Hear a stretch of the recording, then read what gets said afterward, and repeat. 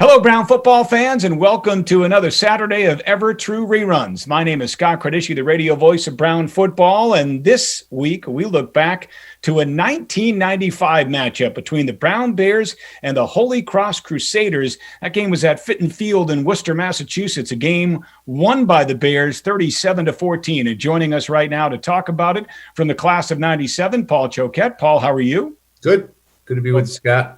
Thank you for joining us, Paul. From the class of 98, Eric Allen. Eric, how you doing?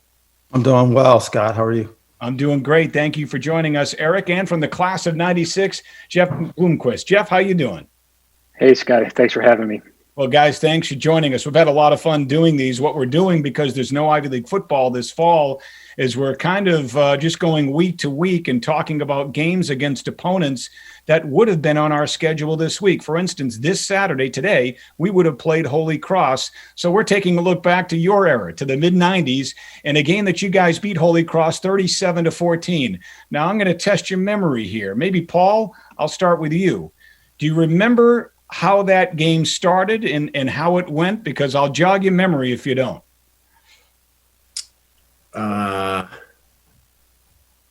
Well, I'm going to bet that's a leading question. So maybe we got behind early and we came back. It was 7-7 in the first quarter, and you guys proceeded to score 30 unanswered points before halftime to take a 37-7 halftime lead. And that was it. It was pretty much game, set, match after that. Yeah, that sounds right. But we didn't have that many of those that year where we were up that early. So it didn't ring true. And I remember it was a beautiful day. I remember the weather was spectacular. It was. And I remember, too, what really got you guys going, 7-7. And I don't remember what the circumstances were, if it was just a punt down to the 3-yard line. But to break the tie, you guys mounted a 14-play, 97-yard drive to take a 13-7 lead, and you just kind of took off from there. That's awesome. And those are awesome drives. From an offensive standpoint, obviously, you were a big part of that offense, Paul, but you had one hell of a quarterback in Jason McCullough, right? He came in along with Coach Whipple in 1994, and just the Brown offense took off with it. Yeah, Jason was my class, and we all kind of knew what we had.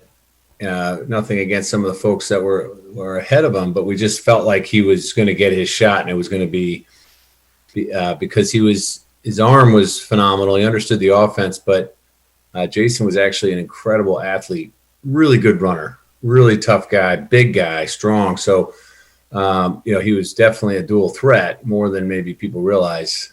So it did just kind of take off. I remember the URI game earlier in the season, or earlier in my career, where he got the nod, and it really, like, the first pass was from that point on. He was slinging it the whole way. So a lot of it centered on what Jason wanted to do.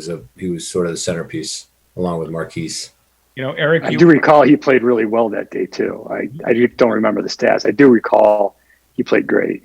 So your memory serves you well, Jeff, because he set a school record at the time, throwing 5 touchdown passes in the win. I think he threw for 300 plus yards, but the 5 touchdown passes were at the time a Brown school record. Wow. Yep. Now, Jeff, you had a chance to play for both Coach Kwiatkowski and Coach Whipple. What was that like? Playing for Mickey and playing for Whip.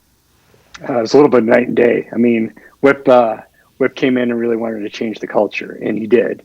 It was different. They were both offensive guys, so they both kind of spent more time on the offensive side of the ball. I was on the defensive side, but they Whip. It was great because he was a Brown alum, so he kind of knew what we all went through on a day-to-day basis. But he upped the program. There was no question, and we worked hard. We worked harder. Definitely in the Whip, the winter workouts that we did, practice stuff, and nothing against Coach K. Coach K recruited me and everything and brought me in to the program.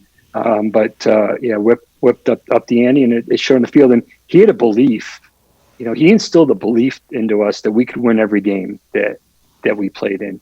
And, we had, as you mentioned, Scott, we kind of got off to a slow start in a number of games and started building momentum. But I remember my junior year, the comeback game against Columbia. After that, you felt like, no lead was insurmountable. Even against the URI, we came back and won that game that year too. So, we often didn't get off to a quick start, but I do remember that day we played really well in the first half. We just I don't remember being a slower start. I just remember we played well in the first half. Since you bring up that Columbia game from Whip's first year, tell me if this story is true. You guys are down at halftime, and he walks into the locker room at halftime, and he walks around shaking the hands and congratulating all the seniors on the team, saying, "Hey, congratulations, great career."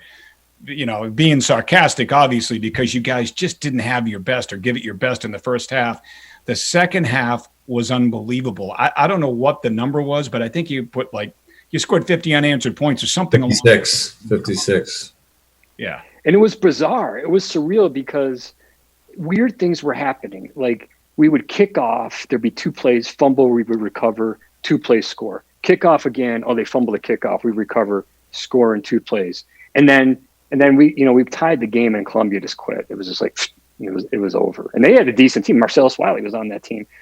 They had a decent team that year. They had some good players and they had won a few games, but it was just strange. It was really, you couldn't even explain it because the feeling on the sidelines was just odd because we were scoring in 2-3 plays and then getting a turnover in 2-3 plays. And that's the only way you could score that many points that quick was turnovers too. Eric, Jeff alludes to the fact that, kind of wanted to change the culture of the program, and he did just that. And bringing in guys like yourself, for instance, you guys had a pretty talented secondary between Jeff, Greg Parker. You each had 2 interceptions, I think, that season, and Greg Parker led the team with 5 picks. Yeah, I mean, I think we were ignorant to what happened, in the previous kind of coaching group. As Jeff talked about, changing the culture. Well, we didn't really know what the culture was. We came in and we had an expectation of winning. And I think, the one thing that I think Whip did a really good job of was to create a culture of competition. And, we competed every day, whether it was, the receivers talking trash to the defensive backs and vice versa. But we wanted to compete and win against each other. And then on game day, we were as supportive, for each other as we could be. And so we held each other to high standards. And, there was an expectation we came in that we were going to bring some competitiveness to it. I was very fortunate to come in with some great players and, and Rock and Greg Bauer and other guys in the secondary, on our side and had some great offensive players too. And I was just very fortunate to come in with a group that kind of had this fresh look combined with veterans on the team like Jeff and Paul were just hungry to win.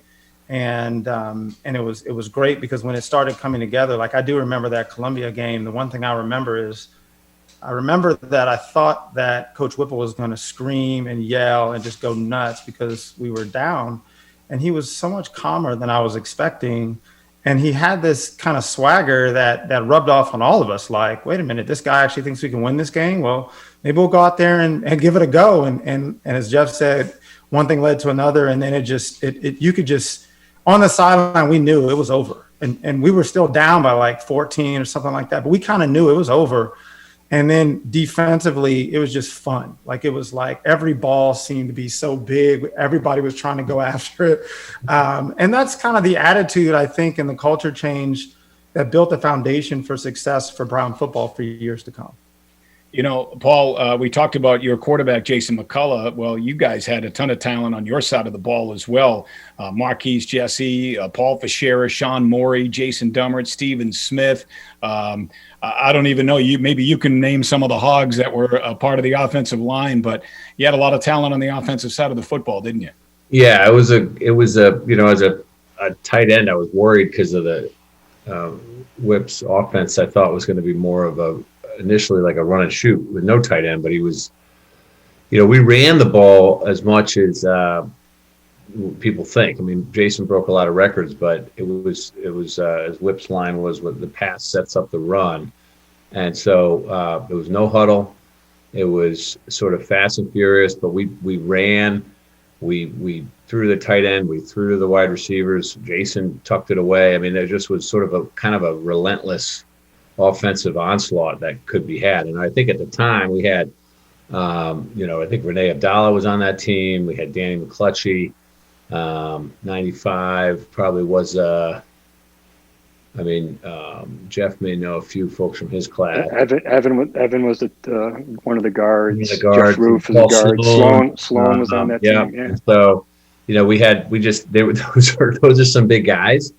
And, between Marquise and Paul, and then, we had really good, Jody Gallegos had a pretty good year that year. So it was just a very balanced offense, and it was really fun. The no huddle was just, I'll never forget it. I mean, you every week were worried you were going to run out of gas, but when you actually experienced it, you never did. You just kept going and going and just looking to the sidelines to get the next play and just keep the pressure on the team while the defense was kind of trying to figure out what just happened. So it was a lot of fun, and it was all kind of a blur in a weird way because you just got up and got on the line and you remembered what to do. But I loved it, and it was it turned out to be 3 years of that for me, and it was I think a lot better than what it would have been if Coach Whipple hadn't come in.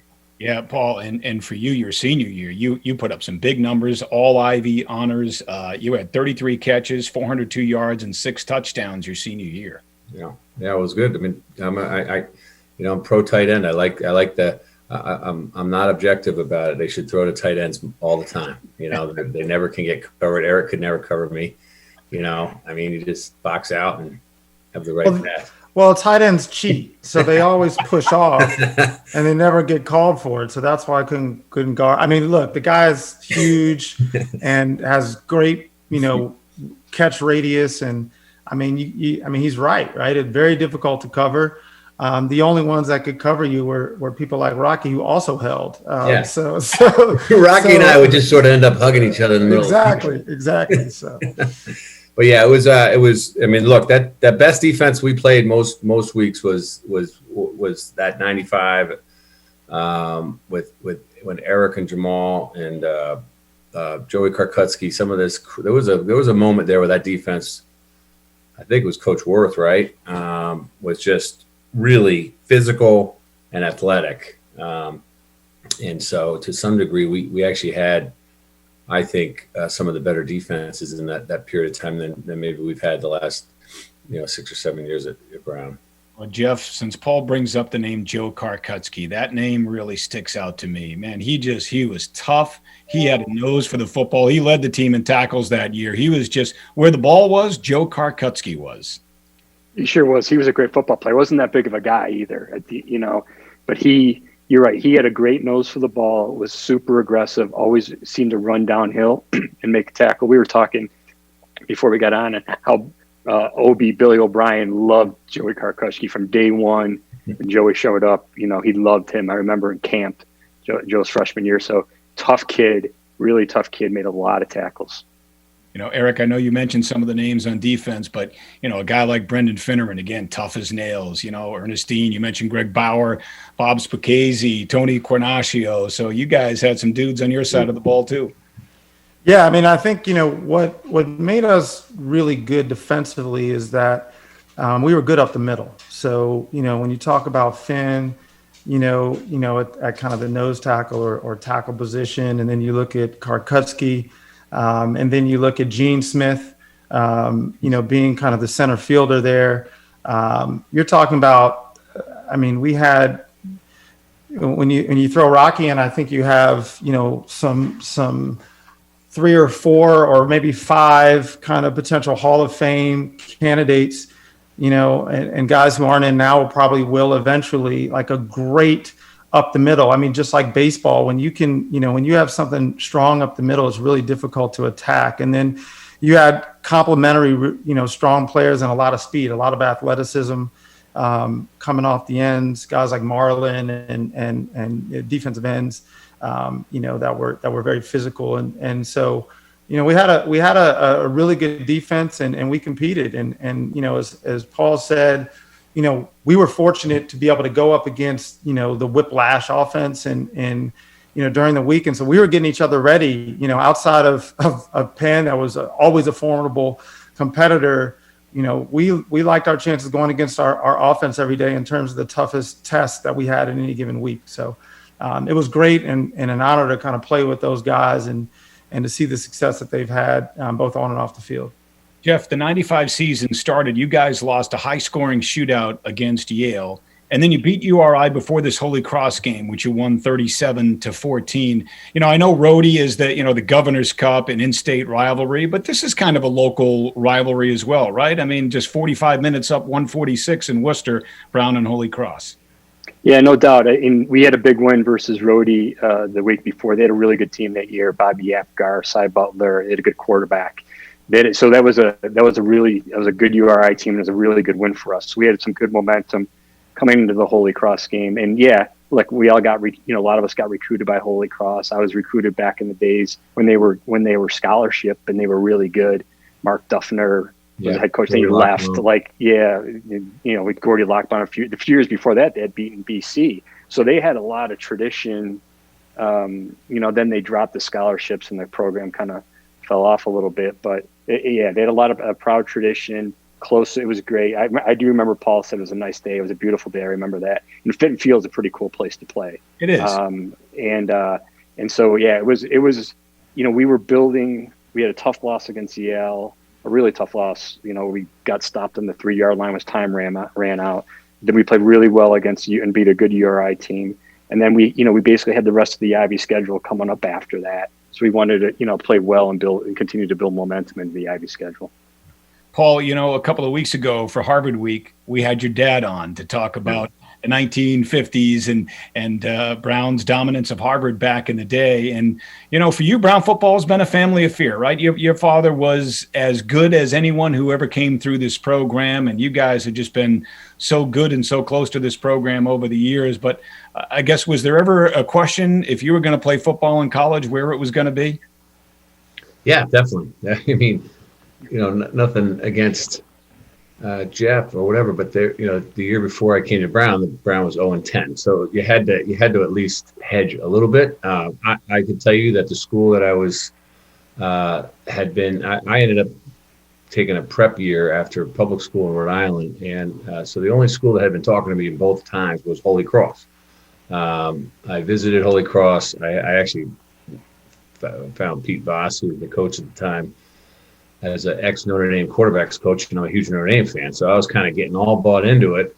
But then the visit to Brown and just kind of understanding the tradition and feeling about what we could do to change a program ended up being the selling factor. But I mean, I would say that inside my family, my decision to go to Brown was not supported by even my dad at the time. He did not want. He thinks going through 4 years of really kind of horrible losing and is a really tough experience as a college football player. So he was worried that program was not going to end up being a winning program. And karma is, whatever. Fate is fate.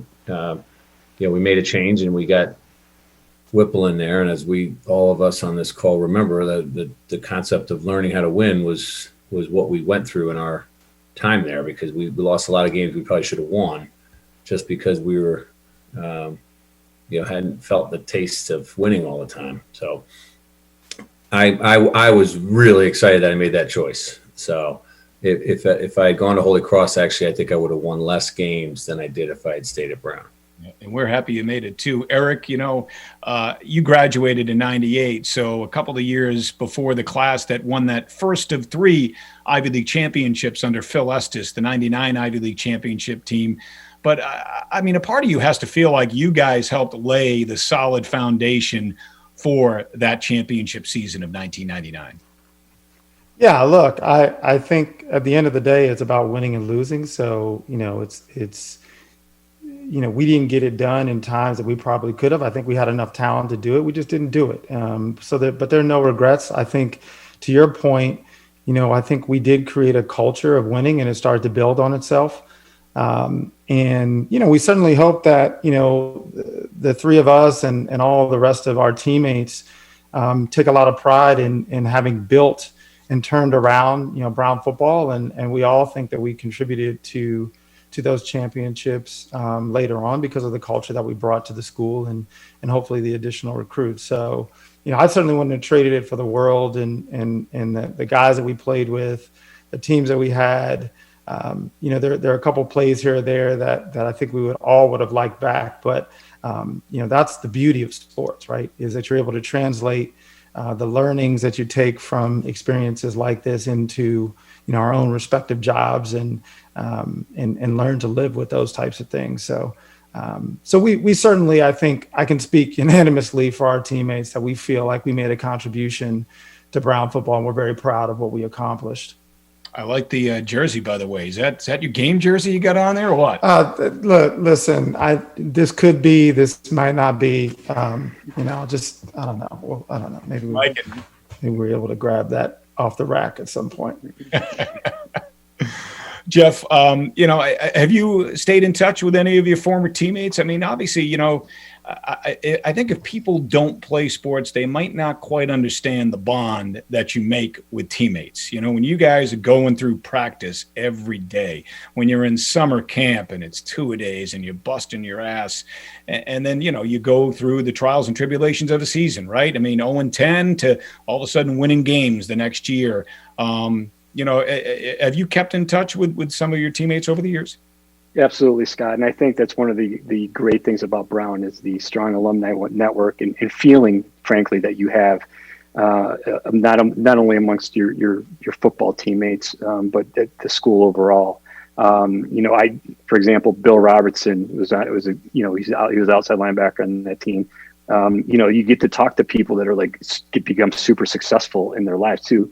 Bill is a great surgeon. My daughter had to have a hip surgery this last year. I called, Bill, and I was consulting with him. He hooked me up with a surgeon for my daughter's hip. So it's going to school with people like that, with people like Choke and Eric that, they've been successful in life. And you go back to those moments because I know I could pick up the phone and call these guys and say, hey, I got an idea, or something, or, my daughter needs surgery. What do you think? And bounce this off them. So it's not only forming that bond, but forming that bond with great people like we have coming through Brown.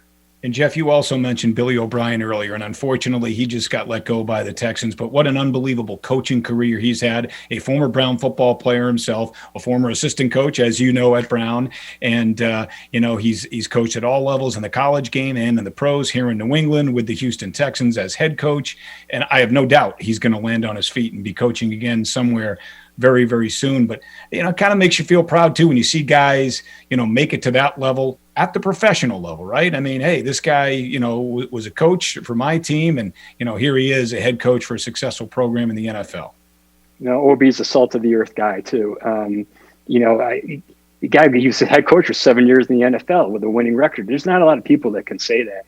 And great offensive mind. He'll be back on his feet. But when he was at Penn State, we were living in Columbus, Ohio at the time, and they were coming in to play Ohio State. My wife texted him. My wife went to Brown too. My wife texted him and before the game, and he responded like the day before the game, kind of right away. And that's just the kind of guy OB is. And yeah, it's hard to see him, get let go this week, but he'll be back on his feet, and his coaching record is pretty well established. So.